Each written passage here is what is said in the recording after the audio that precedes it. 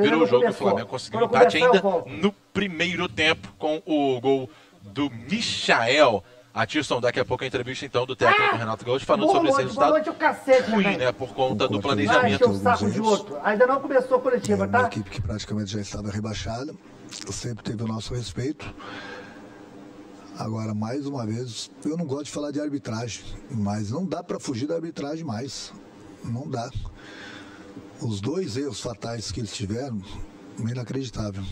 Agora, chegando no vestiário, a primeira pergunta que eu fiz para as pessoas da comunicação é se o VAR estava presente. Porque não é possível o VAR não chamar o árbitro no pênalti do Gabriel. Ele esquece a bola. Não sou eu que vou dar uma aula de arbitragem ou de regras, mas eu leio, eu vejo qual é o protocolo numa jogada dessa. O goleiro, em momento algum, ele procura a bola. No momento que ele toma o chapéu do Gabi, ele agarra, ele bate, ele derruba o Gabriel. É pênalti.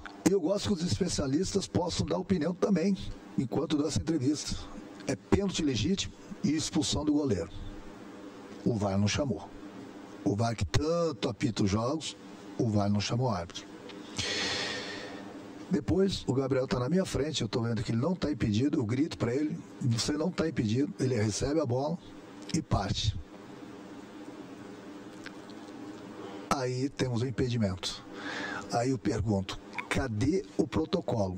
Que uma criança de 5 anos sabe que tem que deixar a jogada terminar para depois o VAR revisar se estava impedido ou não. Eu vejo muitos jogos, jogadores estão 10 metros na frente, que é fácil de dar o impedimento, não marca impedimento, só marca impedimento 20 segundos depois, 30 minutos depois, quando a jogada termina. Hoje, na pior das hipóteses, seria um impedimento muito duvidoso. Ela levantou a bandeirinha, o juiz poderia ter corrigido o erro dela, deixado a jogada terminar e depois o VAR iria corrigir. Isso é o beabá de uma criança de 5 anos, sabe disso. Mas essas perguntas, quem tem que responder sou eu. Sobre arbitragem, que eu não gosto de falar de arbitragem. Eu não gosto de falar de arbitragem. Não gosto mesmo. Aí eu pergunto para essas pessoas. Alguém vai perguntar para o Gaciba sobre esses erros? Por que não vão perguntar para o Gaciba o que ele acha desses erros da arbitragem? Já que ele fala que o VAR tem 99% de chance de acertos. Bom, alguém está sendo burro na história, então. Alguém está sendo burro. E a outra pergunta que deveria ser feita para o Gaciba, as pessoas acham que falam do Gaciba, eu estou perseguindo o Gaciba. Não, ele é o chefe da arbitragem. Eu gostaria de fazer, por exemplo, a outra pergunta para ele, que eu tenho certeza que muita gente gostaria de fazer para ele, além desses erros de hoje. No jogo tem 3 equipes brigando pelo título: Atlético Mineiro, Palmeiras e Flamengo. Jogo do Atlético Mineiro, um dos melhores árbitros do Brasil, Hilton, FIFA, apitou o jogo do Atlético. Jogo do Palmeiras, ontem, um dos melhores árbitros da América do Sul, Klaus. Jogo do Flamengo, brigando pelo título, com todo o respeito, arbitragem, 2ª divisão. Alguém, o Gaciba, ele tem que vir a público explicar isso. Não é possível. Não é possível. O Flamengo está brigando pelo título. E eu não tenho nada contra a arbitragem. Nada contra a arbitragem. Agora, por que 2 jogos decisivos lá, 2 árbitros FIFA? O nosso jogo, um trio de arbitragem de 2ª divisão. E aí a prova deu nisso aí.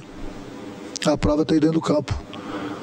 Eu tenho minha culpa? Lógico que tem, ninguém está fugindo disso, ninguém está falando que o Flamengo empatou por causa da arbitragem. Mas os erros estão aí. Até quando? É Campeonato Brasileiro. O Flamengo está brigando pelo título. E a gente vê isso aí, essas decisões. Então essas 2 perguntas para o Gaciba. Mas ele tem que vir a público falar. Vocês da imprensa têm que procurar ele. Ele não pode ficar escondido o tempo todo.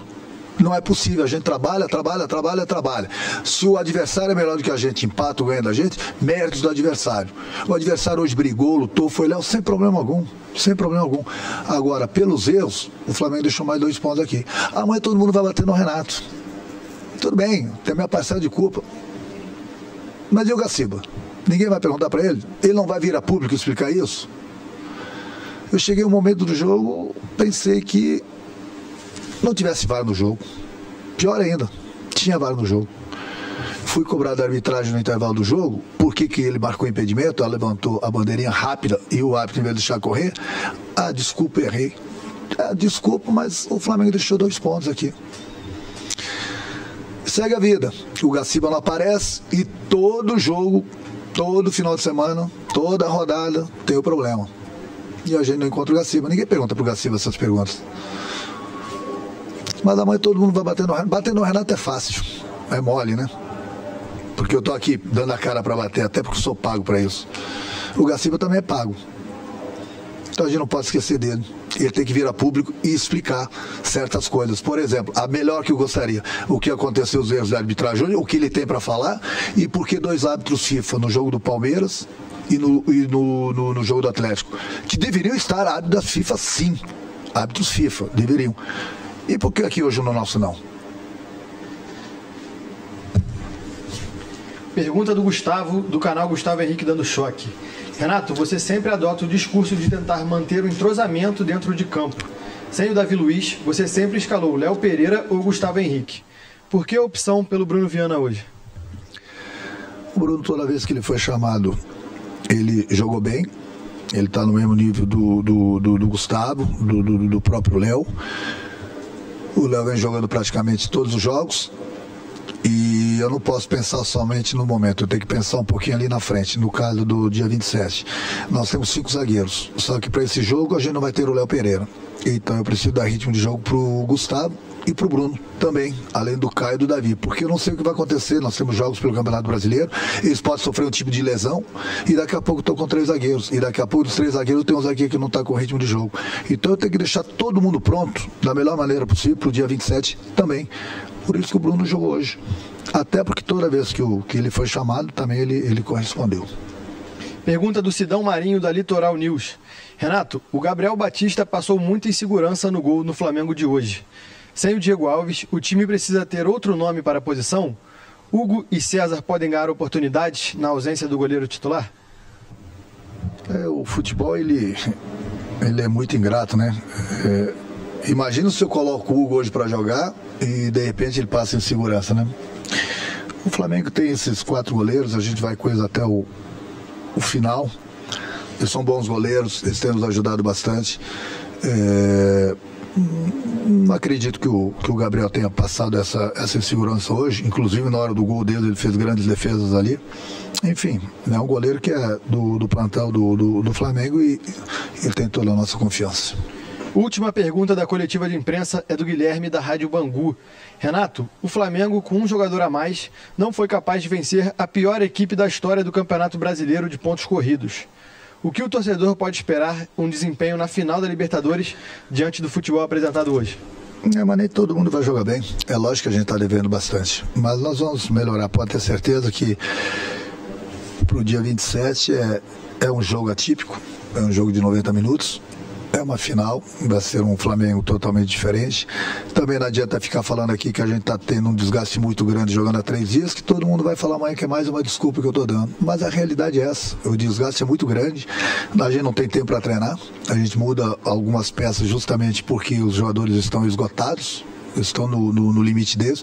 Hoje 2 jogadores não deveriam nem ter jogado porque estão no limite deles e a gente está arriscando. De repente até perder um jogador desses para o dia 27.